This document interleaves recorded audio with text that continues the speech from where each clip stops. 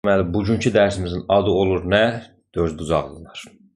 Bax, ikibucaqlı deyə bir figurumuz yoxdur. Başlamışıq üçbucaqlılardan, düzdür, üçbucaqlardan. İndi keçirik dördbucaqlılara. Üçbucaq nəyə deyirdik? 3 dənə təpə nöqtəsi olurdu, 3 dənə tərəf olurdu. İstənilən üçü bir düz xətt üzərində olmayan 3 nöqtənin üç cüt birləşdən parçalardan ibarət figur olurdu üçbucaq. Adı üstündə üçbucaq. İndi də adı üstündə dördbucaqlı. Yəni bu elə bir figurdur ki, bunun 4 dənə təpə nöqtəsi var. Bir düz xətt, istənilən üçü bir düz xətt üzərində olmayan, yenə də çünki 3 dənə nöqtə bir düz xətt üzərində olsa belə, dördüncü belə olsa, bunu birləşdirəndə yenə üçbucaq yaranacaq, dördbucaqlı yaranmayacaq. Başa düşdük? Ona görə də tərifin deyəndə deyir ki, istənilən üçü bir düz xətt üzərində olmayan 4 nöqtə və bu 4 nöqtəni birləşdirən parçalardan ibarət həndəsi figur olur dördbucaqlı. Dördbucaqlı dediyim kimi də riyaziyyatda adların önəmi var. Adı dördbucaqlıdır, 4 dənə bucağı var. 4 bucağı var və 4 tərəfi var. Aydındır? Dördbucaqlılar 2 hissəyə ayrılır. Qabarıq və çökük dördbucaqlılar. Qabarıq dördbucaqlı nədir? Dördbucaqlı onun hər hansı tərəfini saxlayan düz xəttdən bir tərəfdə yerləşə bilirsə, bax, görürsünüz, bunun bu tərəfini saxlayan düz xəttdən dördbucaqlı tamamilə bir tərəfdə qalır. Hamısa bütün tərəflərindən çəkəndə bunu eyni vəziyyət yaranmalıdır. Yəni buradan çəkəndə yenə də eyni vəziyyət yaranır, dördbucaqlı yuxarıda qalır. Buradan çəkəndə yenə dördbucaqlı bu xəttdən bir tərəfdə qala bilirsə, bu dördbucaqlıya qabarıq dördbucaqlı deyilir. Bir də var çökük dördbucaqlı. Məsələn, buna da bir nümunə çəkək. Bu da dördbucaqlı uşaqlar. Deyəcəksiniz, bu nətər dördbucaqlıdır? Bəli. Dördbucaqlıdır və 4 dənə bucağı var. 1, 2, 3, 4 dənə bucağı var. 4 dənə tərəfi var. Aydındır. Dördbucaqlıdır. Bu çökük dördbucaqlı. Elə fikirləşin ki, bu belə deyim də, bunlar hamısı bucaqlar çölə tərəfi idi. Bunu bir bucağın sındırıb içəri tərəfə salıblar. Aydındır. Və bu dördbucaqlının çökük dördbucaqlı olduğunu hardan deyə bilərik? Dördbucaqlı onun hər hansı tərəfini saxlayan düz xəttdən müxtəlif tərəflərdə yerləşirsə, görürsünüz, bir hissəsi o tərəfdə qalır, bir hissəsi bu tərəfdə. Belə olanda bu dördbucaqlıya deyirlər nə? Çökük dördbucaqlı. Aydındır. Bizim əsas işimiz qabarıqlarla olacaq, amma çöküklər haqqında da lazım olduqca söhbət eləyəcək. Gəlir dördbucaqlının daxili və xarici bucaqları. Dördbucaqlının 4 dənə daxili bucağı var. 1, 2, 3, 4. Qabarıq da olsa, çökük də olsa fərqi yoxdur. Dördbucaqlının daxili bucaqlarının cəmsi 360 dərəcə olur. Yəni bu alfa, bu beta, bu gamma, bu teta olsa, alfadır, betadır, gammadır və tetadır. Bunların cəmsi nəyə bərabərdir uşaqlar? 360 dərəcəyə. Eyni qaydada çökük dördbucaqlının da daxili bucaqlarının cəmsi 360 olur. Yəni bu bucağın, bu və bu bucağın daxili bucaqlarının cəmsi 360 dərəcəyə bərabər olur. Qabarıq dördbucaqlının bütün daxili bucaqları hamısı, hər biri 180-dən kiçik olur. Amma çökük dördbucaqlıda fikir verin, bir dənə bucaq var ki 180-i aşır. Görürsünüz? 180 belədir, açıq. Bu sınıb qayıdıb dala və 180-i aşıb. Aydındır. Çökük dördbucaqlının bir bucağı 180-i aşa bilir. 360-dan kiçik olur, amma 180-dən də böyük olur. Amma qabarıq dördbucaqlıda elə bir şey olmur. Bucaqları hamısı 180-dən kiçik olur. 90 da ola bilər, iti bucaq da ola bilər, kör bucaq da ola bilər içində, amma 180-dən kiçik olur hamısı dördüdür. Sonra var xarici bucaqlar uşaqlar. Dördbucaqlının xarici bucağı deyəndə əslində hər təpədən 2 dənə xarici bucaq var. Xarici bucaq deyəndə tərəfin uzantısını çəkirlər. Bu tərəfində uzantısını çəkirəm, görürsünüz. Daxili bucağın qonşusundan söhbət gedir xarici bucaq. Bu alfanın qonşusu. Bu, bir də bu. İkisi də xarici bucaqdır. Amma dördbucağın xarici bucağı deyəndə bir dənə xarici bucaq götürülür hər təpədən. Yəni alfanın qonşusu bu, betanın qonşusu bu, gammanın qonşusu, yenə də bunun gəldiyi kimi uzantısını çəkirsən bu. Tetanın da qonşusu, ha tərəf fərqi yox da, bunun da uzantısını çəkib götürə bilərsən. Hansını istəyirsən çəkirsən, birini götürürsən, bax bu. Dördbucaqlıların xarici bucaqlarının cəmsi də yenə 360-dır. Ümumiyyətlə bütün fiqurların çox bucaqlılardan söhbət edir. Xarici bucaqların cəmi dəyişmir. Həmişə 360-dır. Bu üç bucaqlarda da belə idi xarici bucaqların cəmi. Amma daxili bucaqların cəmi dəyişir. Məsələn, üç bucaqlarda 180 idi. 4 bucaqlılarda daxili bucaqların cəmsi 360-dır.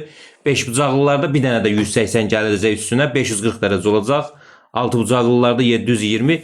Bir tərəf artdıqca bir dənə 180 artır. İndi çox bucaqlı keçəndə görəcəksiniz. Onun düsturu var. 180 dərəcə vurulsun N-2 düsturu ilə daxili bucaqların cəmini tapa bilirik. Aydındır. Yəni mənim bu söhbət elədiyim, dediyim fikirlər ümumi 4 bucaqlılar haqqında ümumi fikirdir. Hələ ki ümumi söhbət eləyirəm. Yəni bütün 4 bucaqlıların hamısının 4 dənə tərəfi var. 4 dənə bucağı var. 4 dənə xarici bucağı var. Daxili bucaqların cəmsi 360-dır. Xarici bucaqların cəmsi 360-dır. Qabarıq ola bilər, çökük ola bilər. Aydındır. Bu ümumi fikirdir 4 bucaqlılar haqqında. İndi keçəcəm xüsusi fikirlərə. Bir dənə də ümumi fikir deyim. Nə? İstənilən 4 bucaqlının tərəflərinin orta nöqtəsini birləşdirəndə paraleloqram alınır. Növündən, formasından asılı olmayaraq. Heç bir xüsusi 4 bucaqlıya aid olmasa belə, bunun tərəflərinin orta nöqtəsini birləşdirəndə mütləq şəkildə alınan fiqur nə olur? Paraleloqram olur. Bunu yadınızda saxlayın. Aydındır. Və bu paraleloqramın perimetri əvvəlki 4 bucaqlının diaqonalları cəminə bərabər olur. Yəni verilən 4 bucaqlı nədirsə, bu 4 bucaqlının diaqonallarının cəmi D1 plus D2 bizə həmin alınan ortada o qırmızı paraleloqramın bir tərəfinə A, bir tərəfinə B desəm, 2 vurulsun A plus B-yə bərabər olur. Aydındır, diaqonalları cəmi tərəflərin orta nöqtəsinin birləşdirilməsindən yaranan paraleloqramın perimetrinə bərabər olur. Bu da çox sadədir. Əslində orta xəttlə bunun rahat şəkildə sübut eləyə bilərsiniz. Əgər bu tərəflərin orta nöqtəsini birləşdiribsə, bu B parçası. Məsələn, işarələyim burada A, B, C, D, M, N, K, F. Bax, deməli bu nədir? NK. NK parçası ABC üçbucağın orta xəttidir və bu diaqonalın parasına bərabər olur. Çünki orta xətt üçüncü tərəfə paralel olub üçbucaqda onun yarısına bərabər olur. Yəni bu D1-dirsə, bu B D1-in yarısına bərabər olur. Yəni D1 bölə 2-yə. Paraleloqramın qarşı tərəfləri bərabər olduğuna görə bu tərəfdə D1 bölə 2-dir. Düzdür. Eyni qaydada bu diaqonaldır. MN parçası üçbucağın orta xəttədir. Hansı üçbucağın? ABD üçbucağının. Deməli D2-nin parasına bərabərdir bu. Onda bu da D2-nin parasına bərabərdir. Bunları toplayanda 2 dənə D2 bölə 2 alınır. 2 dənə də D1 bölə D2 alınır. Cəmsi eləyir D1 plus D2. Aydındır, oradan rahat şəkildə göstərə bilərsiniz. Bu formada. Ondan sonra gəlir xüsusi deyəcəyim indi qaydalar. Xüsusi deyəcəyim qaydalar nədir? Yəni dördbucaqlıların 5 dənə xüsusi növü var. Onlar haqqında başlayacağıq sırayla danışmağa. Bir-bir hamısının xüsusiyyətləri, onlar haqqında teoremlər, əzbər yadda saxlanılmalı olan məlumatlardır dediklərim. Aydındır.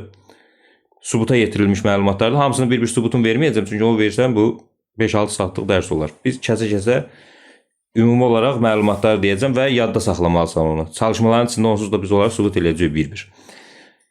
Birinci başlayırıq paraleloqramla. Nə ilə?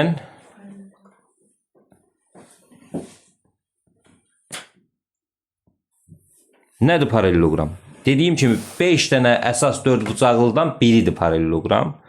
Paraleloqram qarşı tərəfləri cüt-cüt bir-birinə paralel olan dördbucaqlıdır. Qarşı tərəfləri cüt-cüt bir-birinə paralel olan dördbucaqlıdır. Bax, budur paraleloqram. A, B, C, D. Qarşı tərəf 4 dənə tərəfi var, 4 dənə bucağı var. Daxili bucaqların cəmsi 360-dır, xarici bucaqların cəmsi 360-dır. 2 dənə diaqonalı var, qabarıq dördbucaqlıdır falan filan, bu ümumidir. Xüsusi olaraq dördbucaqlı olaraq, xüsusi dördbucaqlı olaraq hansı xüsusiyyətləri var? Birinci xüsusiyyət, qarşı tərəflər cüt-cüt bir-birinə bərabər və paraleldir. AB həm bərabərdir DC-yə, həm də AB paraleldir uşaqlar nəyə? DC-yə. Həmçini BC bərabərdir AD-yə, həm də BC paraleldir nəyə? AD-yə. Başa düşdük? Qarşı tərəfləri cüt-cüt paraleldir. Qarşı tərəfləri cüt-cüt bir-birinə bərabərdir. Sonra ikinci xüsusiyyət, paraleloqramın qarşı bucaqları bir-birinə bərabərdir. Paraleloqramın qarşı bucaqları bucaq A, bucaq C-yə, bucaq B, bucaq D-yə nə olur uşaqlar? Bərabər olur. Aydındır. 3. Paralelogramın istənilən bir tərəfinə bitişik olan iki bucağının cəmsi 180-dir. Yəni, A bucağı ilə B bucağının cəmsi nədir? 180-dir. Niyə? Çünki bunlar bir-birinə paraleldir deyə bu da kəsəndir. Paralel düz xətlərin kəsənlə əmələ gətirdiyi daxili bir tərəfli bucaq olur bunlar. Onların da cəmsi 180 olmalıdır təbii ki. Yəni, bucaq A ilə bucaq B-nin cəmsi, bucaq B ilə bucaq C-nin cəmsi, bucaq C ilə bucaq D-nin cəmsi, bucaq D ilə bucaq A-nın cəmsi bərabərdir 180-ə. Yəni, bir tərəfinə bitişik olan bucaqlarının cəmsi bərabərdir 180 dərəcəyə. Aydındır. 4. Paralelogramın diagonalları kəsişir, kəsişmə nöqtəsində yarıya bölünür. Paralelogramın diagonalları kəsişir. Aydındır. 2 dənə diagonalı var. Bir böyük diagonal, bir də kiçik diagonal. Bu diagonallar kəsişir, kəsişmə nöqtəsində yarıya bölünür. Məsələn, bura bir O nöqtəsi desəm, uşaqlar AO bərabər olur OC-yə, AO bərabər olur OC-yə, BO da bərabər olur nəyə? BO da bərabər olur OD-yə. Paralelogramın diagonalları kəsişir, kəsişmə nöqtəsində yarıya bölünür.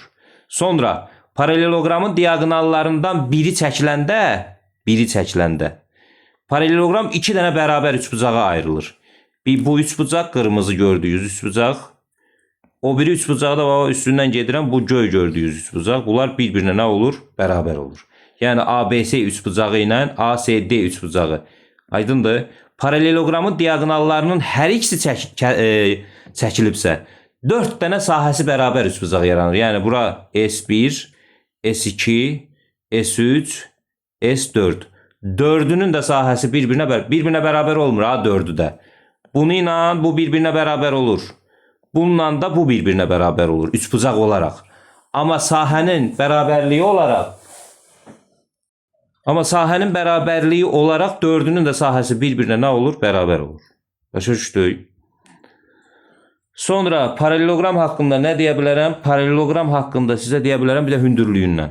Paralelogramın 2 fərqli hündürlüyü olur. Bax, bu dediyim əsas bu 4 dənə xassiyə əzbər yadda qalmalıdır. Danışdığımız əslində hər bir şey, əsas da bu 4 dənə. Mütləq şəkildə yadda saxlamalısan. Bax, uşaqlar, paralelogramda 2 dənə hündürlük var. A, B, C, D. Hündürlük nə idi? Hər hansı təpədən qarşı tərəfə endirilmiş perpendikulyar, yəni məsafə. Bax, B təpəsindən AD tərəfinə endirilmiş hündürlük, yəni böyük tərəfə çəkilmiş kiçik hündürlük, bir də kiçik tərəfə çəkilmiş böyük hündürlük. Aydındır. BH, BM. 2 dənə hündürlük olur. Bir böyük, bir də kiçik. Böyük hündürlük kiçik tərəfə çəkilir. Kiçik hündürlük böyük tərəfə çəkilir. Gözünüzün qabağında da həm də görürsünüz. Məsələn, bura 5-dirsə, bura da 5-dir. Bura 10-dursa, bura da 10-dur. Bu hündürlük böyük tərəfə çəkilibsə, BH kiçik hündürlükdür. Bu birisi də böyük hündürlükdür. Birdən deyərsən ki, hündürlüyü elə buradan çıxır. Hündürlüyü belə də çəkə bilərsən, fərqi yoxdur. Buradan çək. Lap istəyirsən 1000 dənə çək belə. Nə qədər istəyirsən çək. Amma bir dənə sayılır da o. O paralel xəttlər arasındakı, yəni qarşı tərəflər paraleldir axı. Paralel xəttlər arasındakı məsafə harasından götürməklə asılı olmayaraq həmişə eyni çıxır. Bir dənə də özəlliyi qaldı. Çox önəmli bir düsturdur. Paralelogramda diagonalların kvadratları cəmi tərəflərin kvadratları cəminə bərabərdir. Söhbət nədən gedir? Bu A olanda bu da A'dır. Bu B-dirsə bu B-dir. Diagonallardan birinə D1 desəm, ikinci diagonala da D2 desəm, paralelogram haqqında belə bir düstur var ki, D1 kvadrat üstə gəlsin D2 kvadrat bərabərdir 2 vurulsun uşaqlar, A kvadrat üstə gəlsin B kvadrat. Niyə 2 vurulsun? Çünki 2 dənə A kvadratı var, 2 dənə də B kvadratı var. Çox önəmli düsturdur. Bunu da əzbər yazıcı saxlayırsınız. Diagonalların kvadratları cəmi tərəflərin kvadratları cəminə bərabərdir. Paralelogram haqqında bu qədər. Sonra gəlir paralelogramdan sonra nə? Romb. Nədir romb? Azərbaycan dilində tərcümədə romb olur paxlava. Aydındır. Xaricilər bunu kəşf edib, romb deyib. Biz kəşf edəcəydik. Çox güman ki, adın paxlava qoyacaqdı. Yaxşı qutarıb romb adı ilə böyüsün. Deməli, diqqətlə qulaq asın. Belə baxanda romb da paraleloqrama oxşuyur. Amma sadəcə olaraq oxşuyur. Məsələn, Həsən də Şivaznegirə oxşuyur. Amma Həsən Şivaznegir deyil. Başa düşdük. Ancaq oxşuyur da. Başa düşdük. Romb nədir uşaqlar? Mən bunu qəşəng çəkmədim. O biraz qəşəng çəkeyim.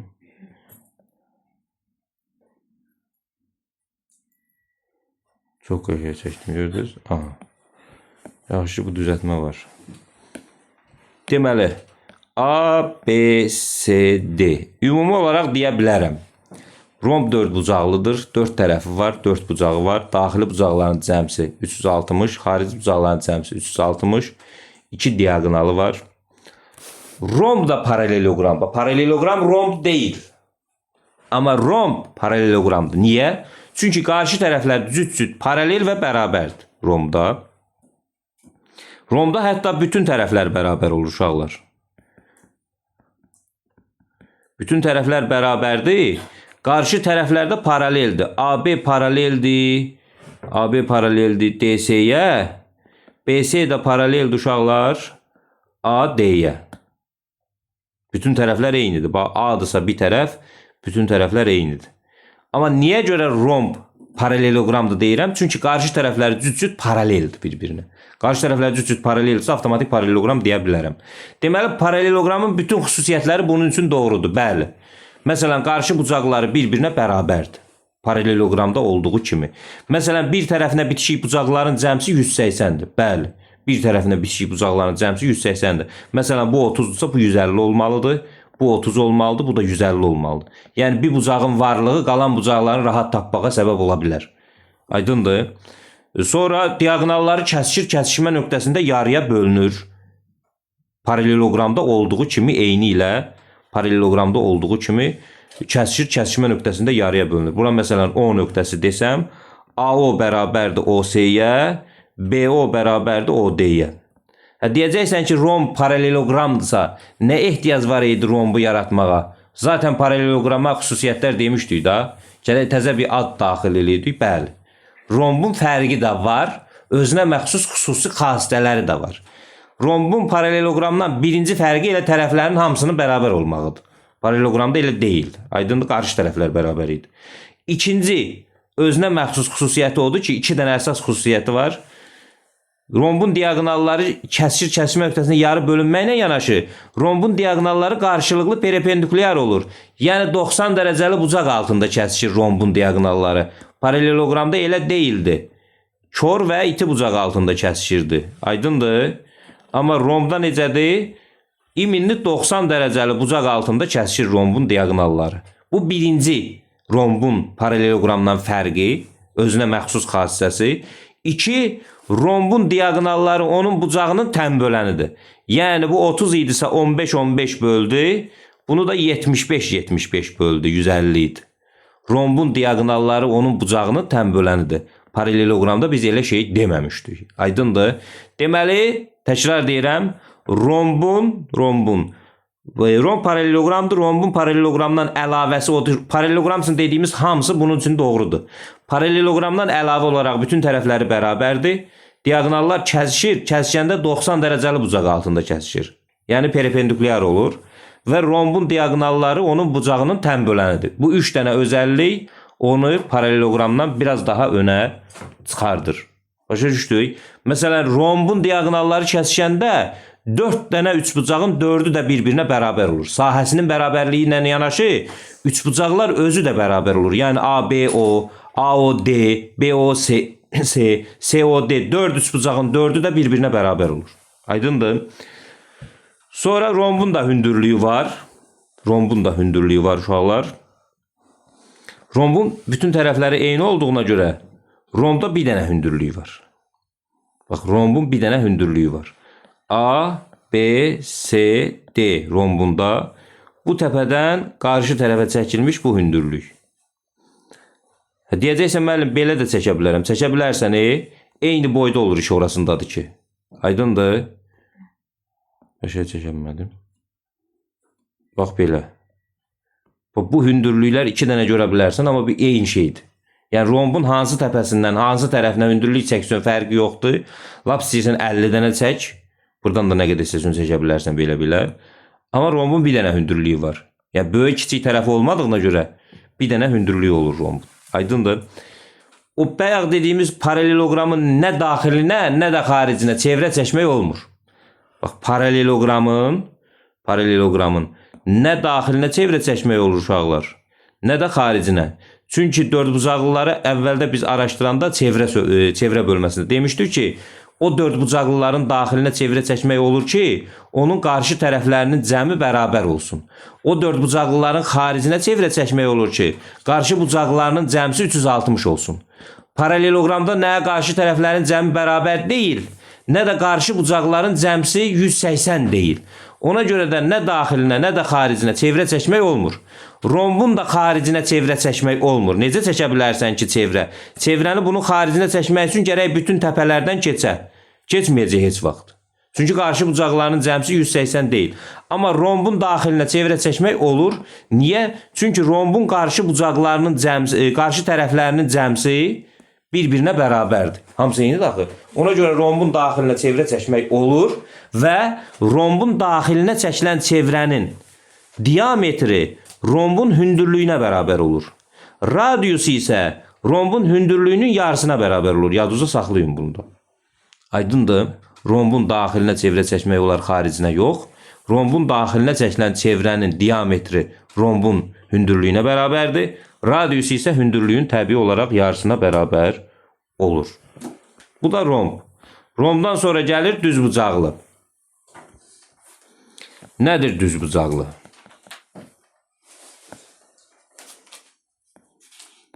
Düzbucaqlı paraleloqramdır.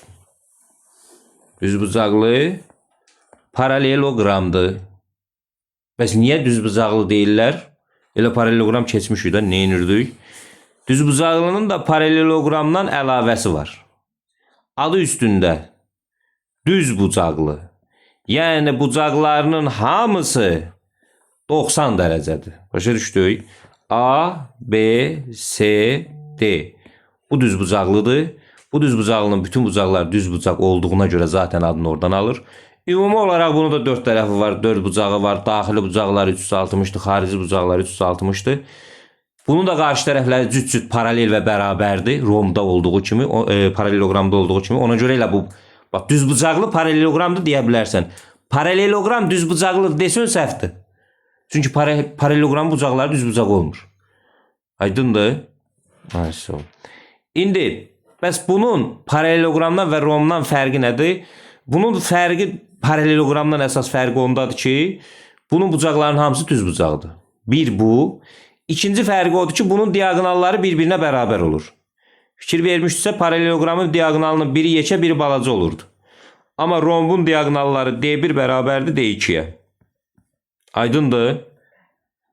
Birinci fərqi o oldu ki, bütün bucaqları düzbucaqdır. İkinci fərqi o oldu ki, diagonalları bir-birinə bərabərdir. Bunun da yenə diagonalları kəsişmə nöqtəsində yarıya bölünür. Hətta bunun diagonalları kəsişib bölünəndə bu parçalar 4'ü də bir-birinə bərabər olur. Aydındır. Məsələn, paraleloqramda bu ikisi bir-birinə bərabər olurdu.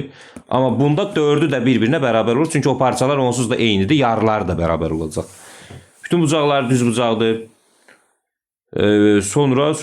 Bunun xaricinə çevrə çəkmək olur. Məsələn, düzbucaqlının daxilinə çevrə çəkmək olmur. Çünki qarşı tərəflərinin cəmi bərabər deyil. Ona görə daxilinə çevrə çəkmək olmur. Amma xaricinə çevrə çəkmək olur. Çünki deməli, qarşı bucaqlarının cəmsi 180 dərəcə olduğuna görə, görürsünüz, xaricinə çevrə çəkmək olur. Amma daxilinə çevrə çəkmək olmur. Düzbucaqlının xaricinə çəkilmiş çevrənin diametri elə düzbucaqlının diametrinə bərabər olur. Başa düşdük? Düzbucaqlının xaricinə çəkilmiş, bir yaz çəkmişdim, niyə qaydadır lan? Çəkdim, sildim də ona görə. Düzbucaqlının xaricinə çəkilmiş çevrənin diametri, düzbucaqlının xaricinə çəkilmiş çevrənin diametri uşaqlar. Baba, bu diametr elə həm də nəyin diametridir? çevrənin diametridir. AC. AC bərabərdir D-yə. Yəni düzbucaqlının xaricinə çəkilmiş çevrənin radiusu onun diagonalının parasına bərabər olur. Başa düşdük. Bu da bizim düzbucaqlı və düzbucaqlı haqqında deyəcəyimiz söhbət. Başqa da xüsusi bir şey yoxdur. Sonra gəlir uşaqlar, bu dördbucaqlıların içində ən idealı, biz demişik də, bütün figurların içində, hamısının içində bir dənə ən idealı olur. Məsələn, üçbucaqda bu bərabər tərəfli üçbucaq idi. Dördbucaqlıların içində də bu kvadratdır uşaqlar. Nədir? Kvadrat uşaqlar hamısının ən xüsusi özəllikləri bunda cəmləşib. Kvadrat bütün tərəfləri bərabərdir. Bütün bucaqları 90'dır. Kvadratın diagonalları bir-birinə bərabərdir, düzbucaqlıda olduğu kimi. Kvadratın diagonalları kəsişir, kəsişmə nöqtəsində yarı bölünür. Kvadratın diagonalları qarşılıqlı perpendikulyardır. Aydındır? Kvadratın diagonalı qarşı perpendikulyardır. Kvadratın diagonalı onun bucaqların yarı bölür. Yəni tən bölənidir. Aydındır? 45, 45, baba belə yarı bölür. Belə də hamısı bunda cəmlənib bir yerə. İdeal figurdur. Kvadratın həm daxilinə, həm də xaricinə çevrə çəkmək olar.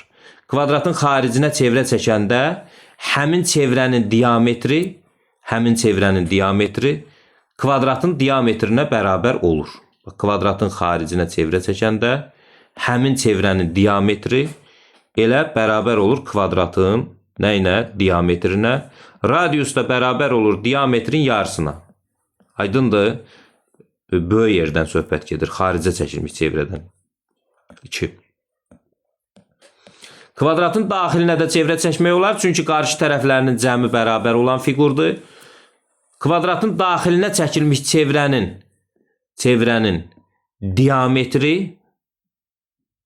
kvadratın tərəfinə bərabər olur. Kvadratın daxilinə çəkilmiş çevrənin diametri, çünki baba buradan burada diametr tərəfə bərabərdir A-ya. Görürsən? Ona görə də kvadratın daxilinə çəkilmiş çevrənin radiusu kvadratın tərəfinin yarısına bərabər olur. Yəni tərəfi 8 olan kvadratın daxilinə çevrə çəkmişsənsə radius olacaq 4. Başa düşdük. Belə. Kvadrat haqqında da bu qədər.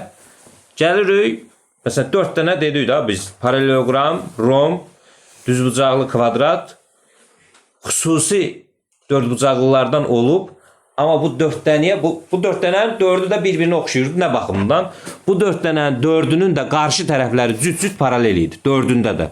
Paralelogramda da, kvadratda da, düzbucaqlıda da qarşı tərəflər cüt-cüt bir-birinə paralel idi. Zaten ona görə onlar hamısına paralelogram deyə bilərsən. Kvadratın özünə də paralelogram deyə bilərsən. Aydındır? Kvadrata paralelogram da deyə bilərsən. Rombda deyə bilərsən. Aydındır? Sonra o birisi nə idi? Düzbucaqlı da deyə bilərsən. Amma hər düzbucaqlı da kvadrat deyil. Amma indi deyəcəyimiz dördbucaqlı, bunlardan əsas fərqi ondadır ki, bu dördbucaqlının yalnız 2 tərəfi bir-birinə paralel olur. Bax, yalnız 2 tərəfi paralel olur. Qarşı tərəfləri demirəm. Yalnız 2 tərəfi. Fikir verin. Məsələn, bu çəkdiyim dördbucaqlı A, B, C, D. Məsələn, BC paraleldir A, D-yə. Yalnız 2 tərəfi bir-birinə paralel olan dördbucaqlıya deyirlər trapesiya. Başa düşdük. Təkrar deyirəm, o birlərdə bu tərəflər də bir-birinə paralel. Bunda elə deyil. Trapesiyada paralel olan tərəflərə oturacaq deyirlər. Yəni BC və AD nə olur? Yerdə qalan AB və CD tərəflərinə uşaqlar deyirlər yan tərəf. Aydındır? Trapesiyalar 3 növə ayrılır. Var bərabər yanlı trapesiya. Bax, bərabər yanlı trapesiya. Üçbucaqda olduğu kimi yan tərəfləri bir-birinə bərabər olan trapesiya deyirlər bərabər yanlı trapesiya. Aydındır? Bunu üçbucaqda da biz görmüşük, eşitmişik. Bax, məsələn, bu trapesiya AB, CD trapesiyası. Deyək ki, bura 5'dir, bura da 5'dir. Aydındır? Buna bərabər yanlı trapesiya deyirlər. Bərabər yanlı trapesiyanın nə kimi özəlliyi var? Bərabər yanlı trapesiyanın diagonalları bir-birinə bərabər olur. 1.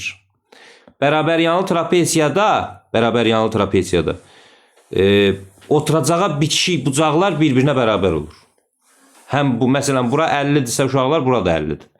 Avtomatik bura 130 olur. Bilirsiniz niyə? Çünki istənilən trapesiyanın yan tərəfinə bitişik bucaqların cəmsi 180 olmalıdır. Çünki bu xəttlər paraleldir. Bu daxili bir tərəfli bucaqdır. Cəmsi 180 olmalıdır. Onda aşağı 150-dirsə bura olur 130. Onda burada 130'dur. Fikir verin. Bərabər yanlı trapesiyanın həm oturacaq, aşağı oturacaq, həm də yuxarı oturacağına bitişik olan bucaqlar bir-birinə nə olur? Bərabər olur. Bərabər yanlı trapesiyanın qarşı bucaqlarının cəmsi 180 olur. Bərabər yanlı trapesiyanın xaricinə çevrə çəkmək olar. Dediklərim hamısı bərabər yanlı trapesiyaya aid. Daxilinə isə əgər qarşı tərəflərinin cəmi bərabərdirsə olar. Məsələn, bura 2, burada 8 olsa, qarşı tərəflərin cəmi 10 olur. Görürsünüz? Onu daxilinə çevrə çəkmək olar. Elə olmasa olmaz. Yəni daxilinə xüsusi halda olar. Amma bərabər yanlıdırsa 100% xaricinə çəkmək olur. Bu belə. Bu bərabər yanlı haqqında deyəcəklərimiz. Sonra gəlir düzbucaqlı trapesiya. Nədir düzbucaqlı trapesiya? Trapesiyanın yan tərəflərindən biri oturacaqlarına perpendikulyar olanda həmin trapesiyaya deyirlər düzbucaqlı trapesiya. Bu düzbucaqlı trapesiyadır uşaqlar. A, B, C, D. Yan tərəflər yenə də AB ilə CD-dir. AB yan tərəfi oturacaqlara perpendikulyardır. Yəni trapesiyanın hündürlüyü rolunda çıxışır. Burada hündürlüyü demədim. Trapesiyanın hündürlüyü deyəndə o paralel oturacaqlar var ha. Onlar arasındakı məsafə nəzərdə tutulur. Belə. Buradan da çəkə bilərsən, buradan da. Yəni buradan belə hündürlük çəkim söhbəti yoxdur. Trapesiyanın bir dənə hündürlüyü var. O da oturacaqları arasındakı məsafə. Oturacaqlara perpendikulyar olan parça. Odur. Deməli bu trapesiyada AB həm də elə hündürlükdür. Buradan da hündürlük çəkə bilərsən, fərqi yoxdur. Aydın da eyni şey olacaq onsuz da. Yenə də deyirəm, yan tərəflərindən biri oturacaqlarına perpendikulyar olan trapesiyaya nə deyirlər? Düzbucaqlı trapesiya. Aydındır. Düzbucaqlı trapesiyanın xaricinə heç vaxt çevrə çəkmək olmur. Amma daxilinə qarşı tərəflərinin cəmi bərabərdirsə olar. Aydındır.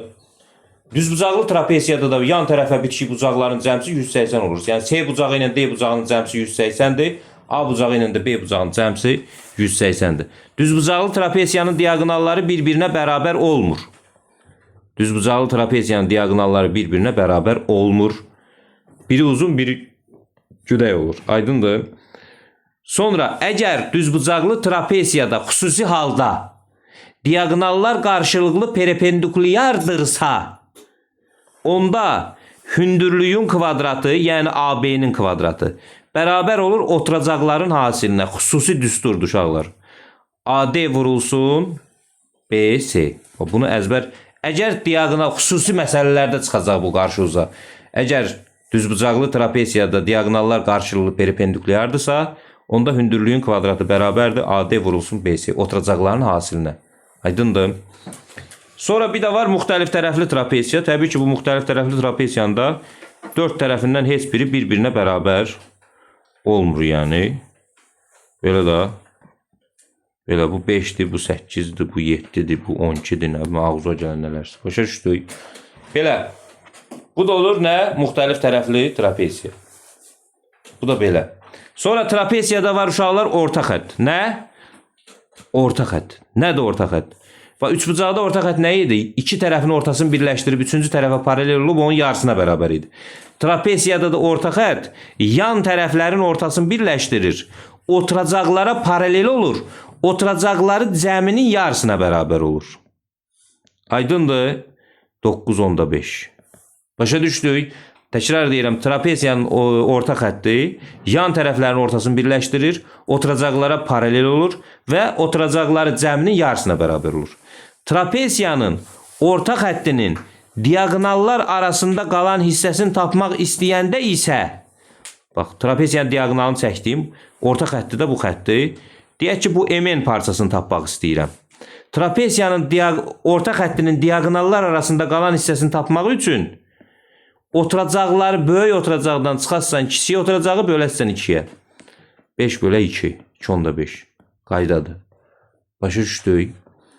Belə. Bu da trapesiya haqqında sizə deyəcəyim məlumat. İndi bəzi şeylər var ki, indi ola bilsin yaddan çıxdı.